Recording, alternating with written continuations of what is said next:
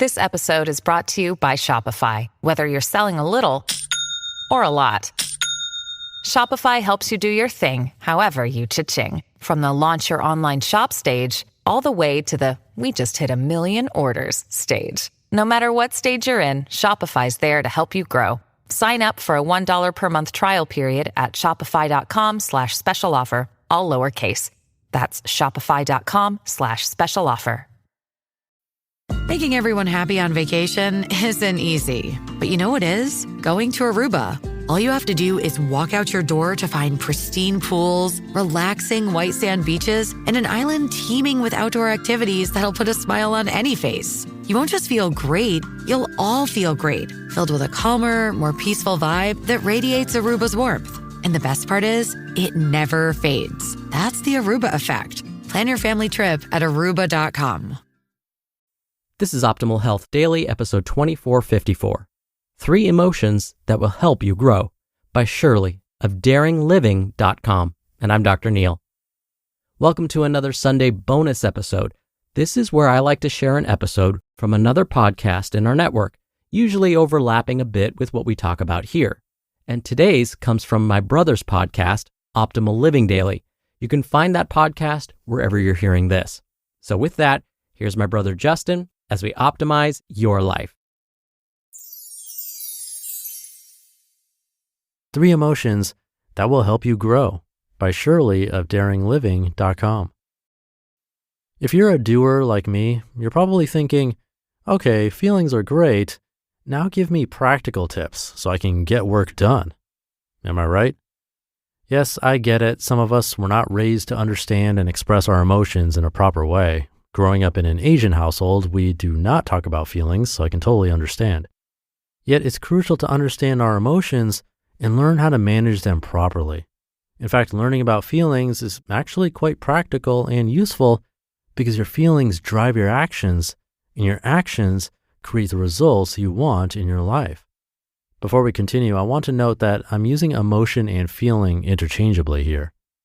Your feelings drive your actions. Action, inaction, they're the result of you feeling a certain way. If you feel scared, you will hide or avoid. If you feel sad, you will cry. If you feel motivated, you will do the work. Your feelings drive your actions. It's how we function.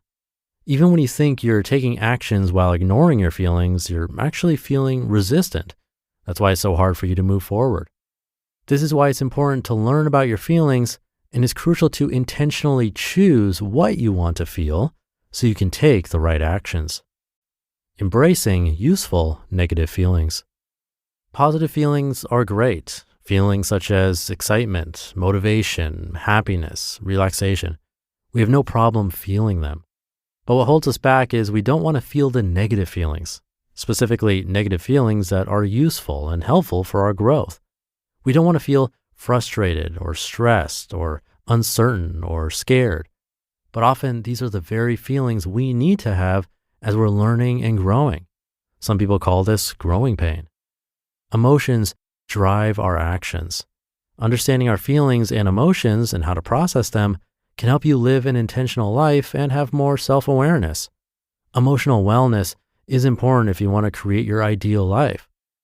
Here are 3 emotions that will help you grow and how to practice them.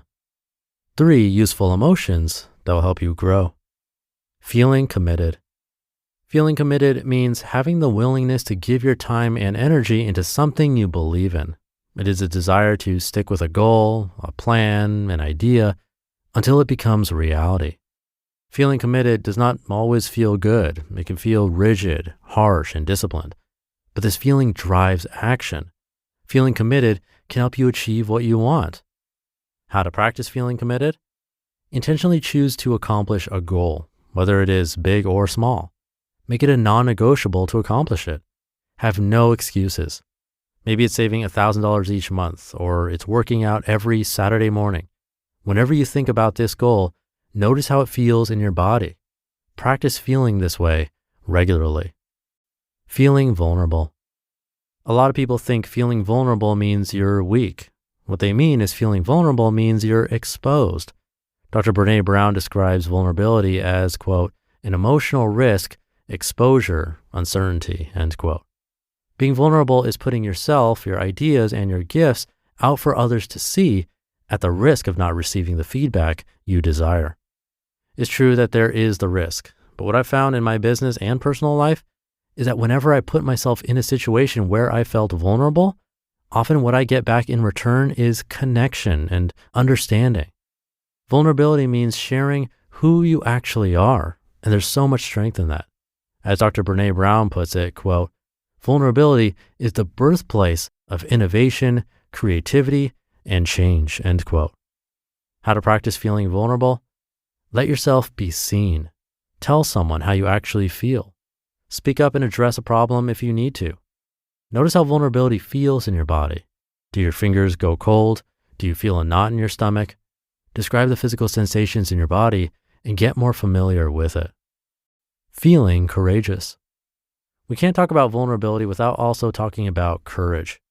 Everyone wants to feel courageous, yet the feeling of courageous doesn't feel good at all. Courage is very closely related to fear.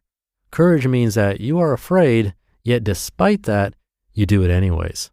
I have my fair share of experiencing fear and taking the actions to get me to where I am. Feeling courageous means taking the leap to switch your career path despite the fact that you have to start from ground zero and that people would think weirdly of you. Feeling courageous means deciding to let your friend know how you actually feel at the risk of losing your friendship. How to practice feeling courageous? Do something small that scares you every day. Maybe it's starting a conversation with the person in front of you in line, or speaking up in your meeting at work. Practice the courage muscle so you can be more familiar with it and do more of it in the future.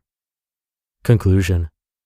Feeling committed, vulnerable, and courageous. These are uncomfortable feelings that are useful for us to be familiar with. We need to create more of these feelings to drive the right actions. These feelings are not easy, but we can do hard things. We humans are so much more resilient than we think we are. You just listened to the post titled 3 Emotions That Will Help You Grow by Shirley of daringliving.com. When you're hiring, it feels amazing to finally close out a job search. But what if you could get rid of the search and just match? You can with Indeed. Indeed is your matching and hiring platform with over 350 million global monthly visitors and a matching engine that helps you find quality candidates fast. Ditch the busy work. Use Indeed for scheduling, screening, and messaging. 93% of employers agree Indeed delivers the highest quality matches compared to other job sites. One of the things I love about Indeed is that it filters out incompatible applicants. So when you're hiring, the process is much faster and you only have to consider applicants that are already likely to be a great fit. And listeners of this show will get a $75 sponsored job credit to get your jobs more visibility at Indeed.com/health. Just go to Indeed.com/health right now and support our show by saying you heard about Indeed on this podcast. Indeed.com/health. Terms and conditions apply. Need to hire? You need Indeed. Thank you to Shirley. There was something in there that was lightly touched upon that I wanted to talk about some more. She said, "This is why it's important to learn about your feelings, and it's crucial to intentionally choose what you want to feel so you can take the right actions." Those words, choose what you want to feel, is something that I think we don't talk about enough. A typical scenario might be like, you're talking with a friend, then they say something like, I don't know, nice shoes. I don't know why I picked that, but let's go with it. So you hear those words and your brain processes it. Processes it. Oh yeah, that was right. Now maybe your brain, for whatever reason, does that with sarcasm in a negative way, like nice shoes. Okay, that's fine. Our brains are complex and you can't really blame yourself for that interpretation. It's simply a thought. Well then, that's where things get interesting. Typically that thought will now sit in your brain and choose to stay a while. And that's where it becomes your choice. And side note, we heard about this phenomenon recently in an episode from a brand new author to this show, Richard Patterson. You can check out episode 2091. That was exactly a week ago for more on that. Anyway, the thought sticks, and now you're actively thinking about it, that your friend talked about your shoes in a sarcastic way. And then in reality, it is your choice because what you choose to think about is completely up to you. Then that thinking turns to feelings, which comes back to this point I was trying to make and that I think we don't talk about enough. That feeling really is a choice, as Shirley said.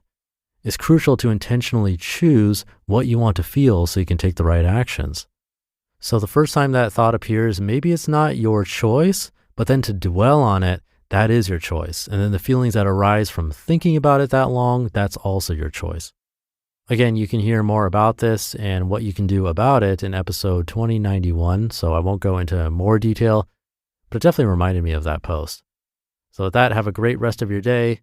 Think about what you truly want to think about and want to feel, and I'll see you back here for the Thursday show tomorrow, where your optimal life awaits.